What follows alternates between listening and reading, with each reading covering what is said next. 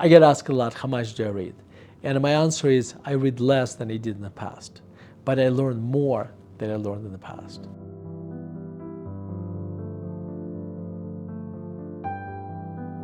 How do I do this? Well, there's a lot of knowledge in books, and I think reading books is still very important.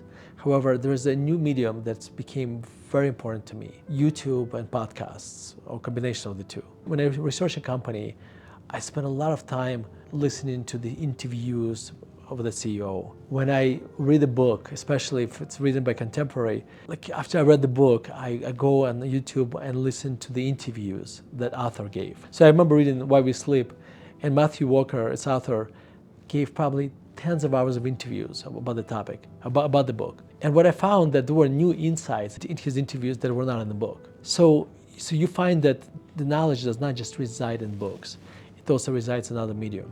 So I listen to podcasts all the time. So now, this is tricky. There's a subtle difference between reading versus watching YouTube and listening to podcasts.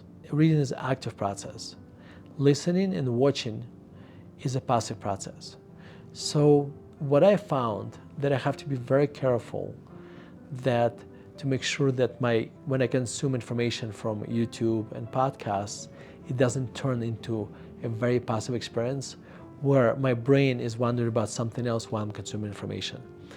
Also, what I found is that there is such a thing as over-consuming information through YouTube and podcasts.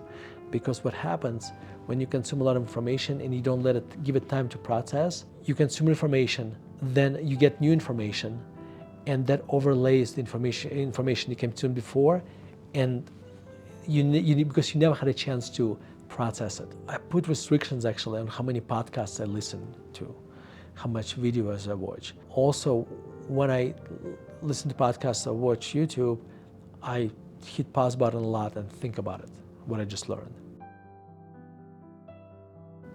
So you want to make sure that this is not a passive experience, but an active experience. If you ask me, what's the best $20 I spend every month? Unequivocally, $20 I spend for my YouTube Premium subscription, because I don't watch commercials. First of all, it saves me a lot of time. Also, every member of my family, we have a family plan, every member of my family has their own subscription, and therefore my 9-year-old daughter does not watch Viagra commercials, and I don't have to explain to her what erectile dysfunction is.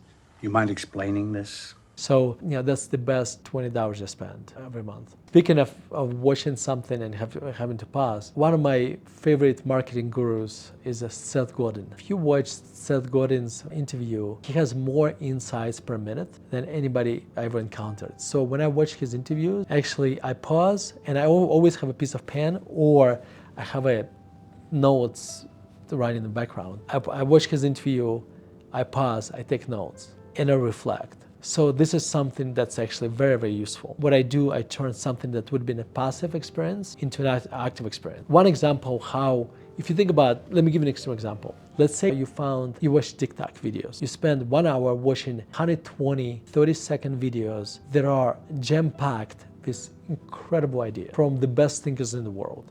So you watch 120 30-second videos for 1 hour. How much do you think you're going to retain at the end of this hour? Very little. Because you get new idea, you're like, oh my God, this is great. But then you get another idea. And this idea, kind of went into deep, trumps the other idea. And so this is why when you consume information today, it's very important for us to allow ourselves time to process it.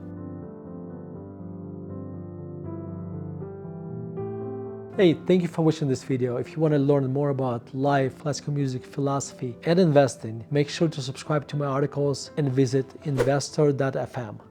Thank you.